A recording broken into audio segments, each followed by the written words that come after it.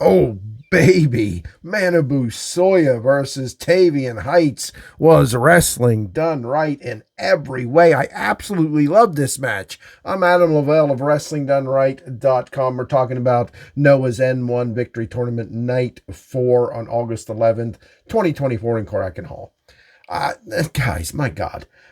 I can't believe the resurgence of Manabu Soya. Manabu Soya has always been good. I would say great, but he was never used in that role. Here, he looks like $1,000,000. He wrestles like $1,000,000. He's like in his late 30s, but the man can freaking go. And when I say he can go, I mean like a wrestler, like a fighter, not like an acrobat. We've got enough acrobats. And Tavion Heights, the former Olympian, this guy, you can talk about RKOs and DDTs and everything else, the diamond cutters out of nowhere, out of nowhere, out of nowhere. This guy, Tavion Heights, can hit a suplex from out of nowhere.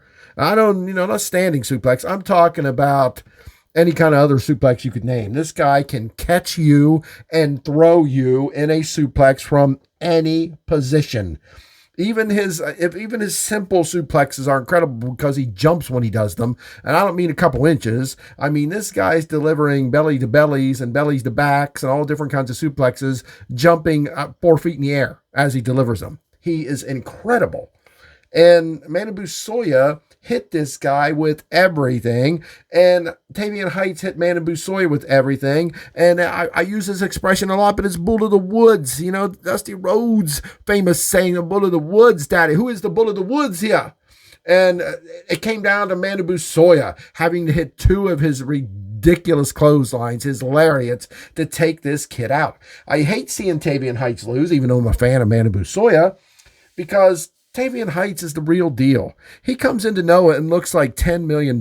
He's in NXT. I don't know. I didn't watch it. How did he look there? I've never heard of him, so it couldn't have been that big of a deal, right?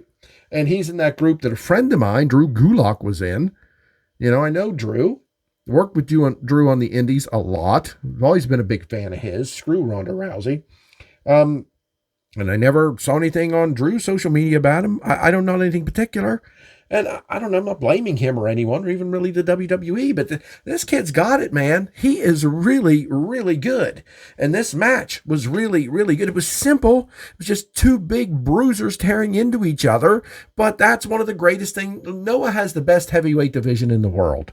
Does that mean there's not some amazing heavyweights in WWE and maybe AEW? I don't know, Lance Archer. I'd have to really think. But there are. Gunther, I think, is the greatest heavyweight in the world. And I'm not a WWE fan anymore. I tried, and it's not for me. But Gunther is amazing. The Steiner's kid, Braun Breaker, is amazing. But so is Manabu Soya and Tavion Heights. And they showed it here, and I loved it here. And I could watch matches like this all day, every day. And if you couldn't, well, go watch the Trapeze Artists. That's fine. Nobody's stopping you. But this was, I just love this. If this isn't my favorite match on the card, I'll be shocked. But there's a lot of good stuff left to go. Pro Wrestling Noah, baby. Awesome stuff.